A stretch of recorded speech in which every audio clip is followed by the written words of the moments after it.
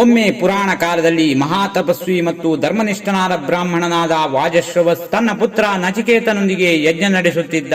ಈ ಯಜ್ಞದಲ್ಲಿ ವಾಜಶ್ರವಸ್ ತನ್ನ ಸಂಪತ್ತು ಮತ್ತು ಧನವನ್ನು ದಾನ ಮಾಡುತ್ತಿದ್ದ. ಆದರೆ ಅವನು ನಿಜವಾಗಿಯೂ ಪ್ರಾಮಾಣಿಕ ದಾನ ಮಾಡುತ್ತಿದ್ದನು ಎಂಬುದು ಅನುಮಾನಾಸ್ಪದ, ಏಕೆಂದರೆ ಅವನು ಹಳೆಯ ದುರ್ಬಲ ಕೆಲಸಕ್ಕೆ ಬಾರದ ಗೋವುಗಳನ್ನು ದಾನ ನೀಡುತ್ತಿದ್ದ.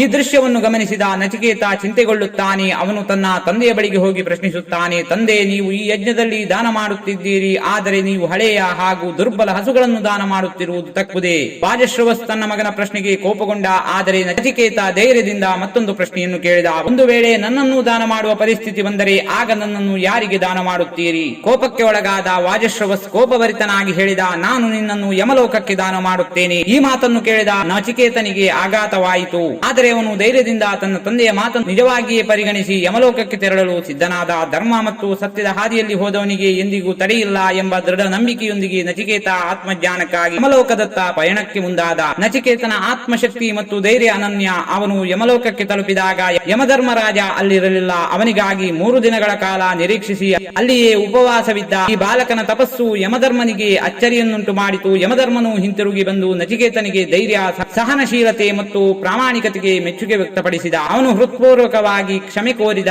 ನಚಿಕೇತನೇ, ನಾನು ಇರಲಿಲ್ಲ. ನೀನು 3 ದಿನಗಳ ಕಾಲ ಉಪವಾಸವಿದ್ದೆ. ಈ ತಪಸ್ಸಿಗೆ ಬಹುಮಾನವಾಗಿ 3 ವರಗಳನ್ನು ಕೇಳು. ನಚಿಕೇತ ಯಮಧರ್ಮನ ಮುಂದೆ ನಿಂತು ತನ್ನ ಮೊದಲನೇ ವರವನ್ನು ಕೇಳಿದ. ನನ್ನ ತಂದೆ ನನ್ನೊಡನೆ ಕೋಪಗೊಂಡಿದ್ದಾರೆ. ನಾನು ಮರಳಿದಾಗ ಅವರು ನನ್ನನ್ನು ಪ್ರೀತಿಯಿಂದ ಸ್ವೀಕರಿಸಬೇಕು.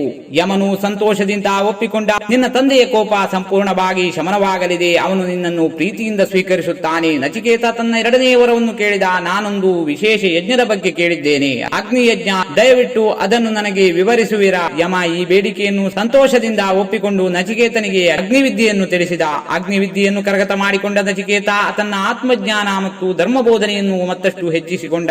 ಆಗ ತೃಪ್ತನಾದ ನಚಿಕೇತ ತನ್ನ ತೃತೀಯ ಮತ್ತು ಅತಿ ಮಹತ್ವದ ವರವನ್ನು ಕೇಳಿದ. ಯಮಧರ್ಮ, ಮರಣೋತ್ತರ ಜೀವನದ ರಹಸ್ಯವೇನು ನನಗೆ ಹೇಳು. ಮೃತ್ಯುವಿನ ನಂತರ ಆತ್ಮಕ್ಕೆ ಏನಾಗುತ್ತದೆ? ಅದನ್ನು ಕೇಳಿ ತಕ್ಷಣ ನಗುಮುಖದಲ್ಲಿ ಇದ್ದ ಯಮನ ಮುಖದಲ್ಲಿ ಗಂಭೀರತೆ ಮೂಡಿತು. ನಚಿಕೇತ, ಇದು ಅತ್ಯಂತ ಗುಪ್ತ ವಿಷಯ.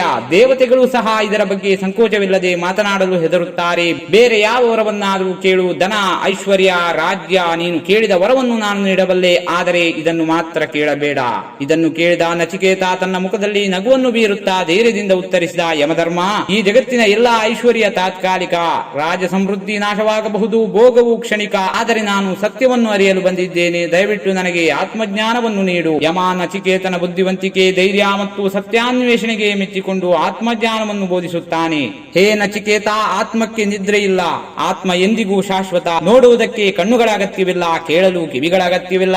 ಆತ್ಮ ಶುದ್ಧ, ಅದು ಎಲ್ಲರಲ್ಲೂ ಸಮಾನವಾಗಿದೆ. ಆದರೆ ಮೋಹ ಹಾಗೂ ಅಜ್ಞಾನವಿರುವವರು ಇದನ್ನು ಅರಿಯಲು ಸಾಧ್ಯವಿಲ್ಲ. ನಚಿಕೇತ ತನ್ನ ಗುರುವಾದ ಯಮಧರ್ಮನಿಂದ ಬ್ರಹ್ಮಜ್ಞಾನವನ್ನು ಪಡೆದು ಜೀವನದ ಪರಮ ಸತ್ಯವನ್ನು ಅರಿತುಕೊಳ್ಳುತ್ತಾನೆ. ಆತ್ಮ ಶಾಶ್ವತ, ಅಧಿವ ಮತ್ತು ಜಗತ್ತನ್ನು ಮೀರಿ ಇರುವ ಪರಮತತ್ವ. ನಚಿಕೇತನ ಧೈರ್ಯ, ಪ್ರಾಮಾಣಿಕತೆ ಮತ್ತು ಧರ್ಮಪಾಲನೆಯಿಂದ ಸಂತೋಷಗೊಂಡ ಯಮ ಅವನಿಗೆ ಅನುಗ್ರಹ ನೀಡಿದನು. ನಚಿಕೇತ, ನೀನು ಸತ್ಯವನ್ನು ಅರಿತಿರುವೆ. ಈಗ ನೀನು ಮರಣ ಭಯವನ್ನು ಮೀರಿರುವೆ. ಮರಳಿ ಹೋಗು. ನೀನು ನಿನ್ನ ತಂದೆಯೊಡನೆ ಸುಖದಿಂದ ಇರು. ನಿನ್ನ ಜೀವನದಲ್ಲಿ ಸದಾ ಧರ್ಮದ ಹಾದಿಯಲ್ಲಿ ನಡೆ. ಆ ಕ್ಷಣ ನಚಿಕೇತ ತನ್ನ ತಂದೆಯ ಬಳಿ ಮರಳಿದ. ಅವನ ಮುಖದಲ್ಲಿ ಅಚಲವಾದ ಶಾಂತಿ, ಜ್ಞಾನ ಮತ್ತು ಧೈರ್ಯವನ್ನು ಕಂಡು ವಾಜಶ್ರವಸ್ ನಾಚಿಕೊಂಡ. ಅವನು ತನ್ನ ಮಗನನ್ನು ಪ್ರೀತಿಯಿಂದ ಬರಮಾಡಿಕೊಳ್ಳುತ್ತಾ ಆಲಂಗಿಸಿಕೊಂಡ. ಈ ಘಟನೆಯಿಂದ ನಚಿಕೇತನ ಧೈರ್ಯ, ಜ್ಞಾನ ಮತ್ತು ಆತ್ಮಶಕ್ತಿಯ ಮಹಿಮೆ ಲೋಕವ್ಯಾಪಿಯಾಯಿತು. ಈ ಕಥೆಯಿಂದ ನಾವು ಕಲಿಯುವುದೇನು? ಸತ್ಯನಿಷ್ಠೆ ಮತ್ತು ಧರ್ಮನಿಷ್ಠೆ. ನಚಿಕೇತನಂತಹ ವ್ಯಕ್ತಿತ್ವವು ಸದಾ ಶುದ್ಧತೆ ಮತ್ತು ಧರ್ಮಪಾಲನೆಯ ಪರಿಕಲ್ಪನೆಯಾಗಿದೆ. ಭೋಗವಿಲ್ಲದ ನಿಜವಾದ ಜ್ಞಾನ, ಆತ್ಮಜ್ಞಾನ ಪ್ರಾಪ್ತಿಯಾಗಲು ವ್ಯಕ್ತಿಯು ಭೌತಿಕ ಆಸೆಗಳನ್ನು ಮೀರಿ ಹೋಗಬೇಕು. ಮರಣ ಭಯ ಮೀರಿದರೆ ಪರಮಾರ್ಥ ಅರಿವಿಗೆ ತಲುಪುವುದು. ಜೀವ ಉಳಿದರೂ ಮರಣವಾದರೂ ಆತ್ಮ ಶಾಶ್ವತ. ಅದನ್ನು ಧೈರ್ಯದಿಂದ ಅರಿಯಬೇಕು. ಗುರಿಯ ಮೇಲೆ ದೃಢ ನಂಬಿಕೆ, ಧೈರ್ಯ, ಶಕ್ತಿ ಮತ್ತು ಜ್ಞಾನವನ್ನು ಹೊಂದಿರುವವರೇ ಪರಮ ಸತ್ಯವನ್ನು ಅರಿಯಬಲ್ಲರು.